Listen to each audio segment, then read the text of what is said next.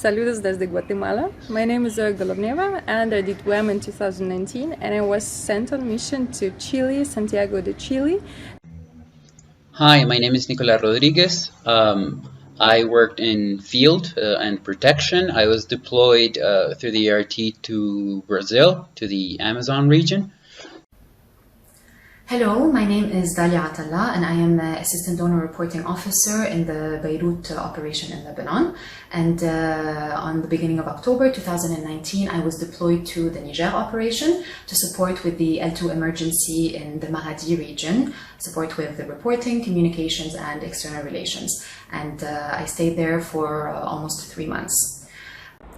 Hi, this is Chris, UNHCR Germany, PI.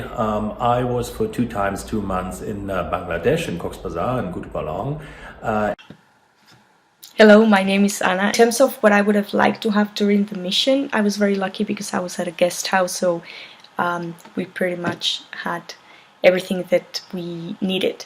I did bring some canned food, some canned tuna that I knew that I would not be able to find in West Darfur. In terms of attitude, what helped me was internalizing the short-term element of the mission. If I was feeling a bit low, I thought I would think this is short, it has an end date, and that would encourage me to learn as much as I could and to make the most of that experience, because it was really a short time, so it worked both ways. Do your homework before you depart to the new duty station on mission. Just research the information about the country, research the information about your operation, read country operations plan, find fact sheets, check intranet, check Ref World, and maybe even try to contact your new colleagues and ask them to share some information. And my advice is, if you have family, especially small children, buy a globe, show them where you're going, tell them something about the traditions and the culture there. And there are probably some nice videos from UNHCR from that operation that can help to prepare your children, your wife, and probably yourself. This is not a regular assignment. You will be required to work really long hours, very few weekends, if at all. You will have a lot of things to do, many things to juggle while you're adapting to a new context, which is always obviously a challenge. I was deployed to Niger without having participated in the WEM, so preparing for my departure was a bit stressful, and it was a bit more time consuming because I felt like I needed to find out the entire process by myself. Bring a Kindle full of books and call someone who's already there in the mission and ask what they need. A special cable for the phone, or a special book, or some food, or something like that. I guess they will be grateful. I had in my suitcase about 5 or 6 kilos of German chocolate, and I had a lot of friends suddenly there in the team. So it could be helpful. Do make good handover in your parent office so that the colleague who will follow up on all your issues after your departure know what to do. You have to have a kind of a paratrooper mentality, so you need to hit the ground running and be useful to the operation or to UNHCR, or if there's no presence, to whoever your supervisor is, as quickly as possible. Do you pack better more things with you than less?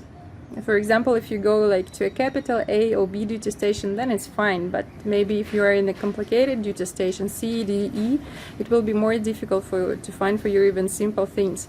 Now, when it comes to administrative measures that need to be taken before the departure, of course you should liaise with the admin officer or admin colleagues to book your flight.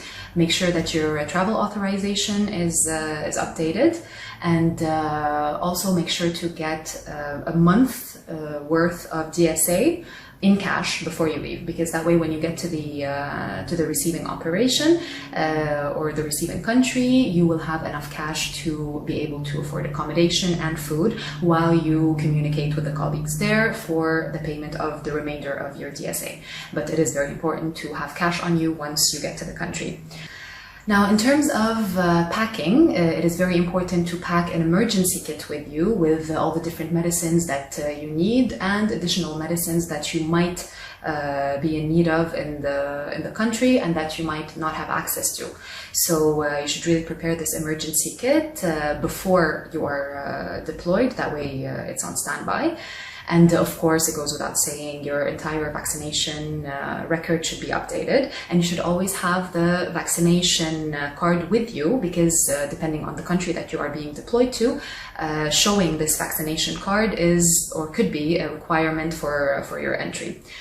As for your ERT handover, I do recommend you to start writing the points from the very beginning, from the very first day, for you then not to be in a hurry in the end of your mission. So by the end of your mission, you will have the list of what has been done, and it would be really easy for you to make a very good comprehensive handover. Another tip that I could give you is to pack a lot of food with you because it might be difficult to have access to sanitary food where you are. So personally, I was very glad to pack a lot of canned food and dry food, and most importantly, a lot of energy bars and nuts because when you are on the field the entire day, you're not going to have access to food. So it's very important to take things with you that you could take with you to the field. Try to work out even a little bit every day outside the physical activities you'll be doing when you're actually there in the field. It'll be difficult at first, but it'll be really good to reduce stress and mental tiredness that you will have certainly at some point. So try to make some time for that. There are very easy things you can do. And do not behave as an intern. You are basically not arriving to learn. You're arriving to teach and share the experience. Now, definitely you will learn many things in the new operation, but still, ERTs are expected to be very professional with experience and knowledge. So do show some good results in that sense. Also, comfort food could help. For example, I remember I took some Nutella, some chocolate, because when you're feeling a bit down, this could help. But then again, that depends on your personal preferences. But it could also be helpful to have some comfort food with you. And some comfort items as well, maybe items that could remind you of your loved ones or of your family, because when you're alone in the duty station, it could help to just look at things that remind you of home. I personally took my personal coffee mug, and it was helpful to start my day with my coffee in my mug, and it just felt like I had a small taste of home. And the last tip would be, if there are already colleagues there on the ground, there will likely be local colleagues, local partners, etc. I think the best attitude to have is just be humble, recognize the things they've done, what they've built before you got there, learn from them, build your team, and make sure to empower them. When I came home, I felt incredibly tired, mentally and physically. And I felt I wanted to be with my family. I needed that. Probably buy a guidebook and read the do's and don'ts, and also probably what you can do after your mission there. Probably you can add 2 or 3 days and go around a little, because when you are there, wherever you're going, it will be interesting.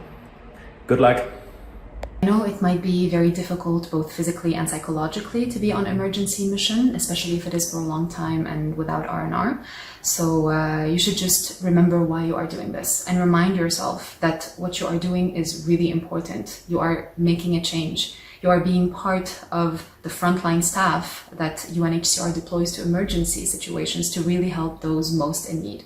So remember this. This will keep you going, and it's going to be an amazing experience. It will be a great learning experience, and it will of course help you with personal and professional growth. So I think this sums up the tips that I can give you, and I wish you the best of luck in your missions, and it's going to be an amazing experience.